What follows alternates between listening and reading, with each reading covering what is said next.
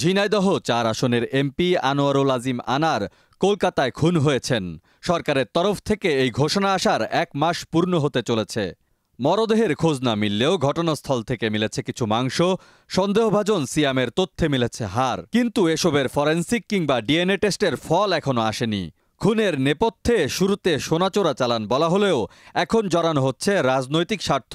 খুনি ও সন্দেহভাজনদের নিয়ে কেমন যেন এক ধোঁয়াশার পরিবেশ। মাস্টারমাইন্ড শাহীন এখনো ধরাছোঁয়ার বাইরেই। আটক মিন্টু ৮ দিনের রিমান্ড শেষের আগেই কারাগারে।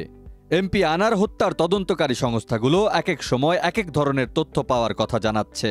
ঘটনায় রাজনৈতিক সংশ্লিষ্টতা আনা হয় ঝিনাইদহ জেলা আওয়ামী লীগের সাধারণ সম্পাদক সাইদুল করিম মিন্টুকে গ্রেপ্তারের মাধ্যমে।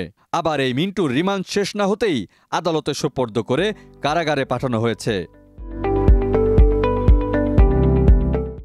গ্রেপ্তারের আগে তিনি একজন প্রভাবশালী নেতার বাসায় ছিলেন বলেও তথ্য জানা গেছে। এদিকে এই খুনে মিন্টু আদালতের কাছে দোষ স্বীকার করেননি।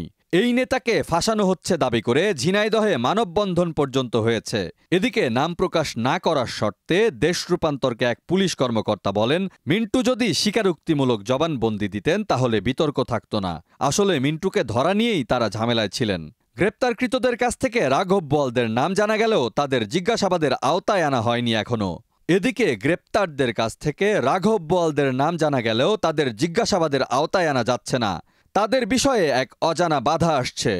এর মধ্যে আসার কথা হচ্ছে, দীর্ঘ প্রতীক্ষার পর অবশেষে ডিএনএ নমুনা নিতে আনারের মেয়ে মুমতারিন ফেরদৌস ডরিনকে ডেকেছে কলকাতার সিআইডি। মুমতারিনের ইতিমধ্যে ভারতের ভিসা হয়েছে। তার সঙ্গে ডিবির একটি দল কলকাতা যেতে পারে।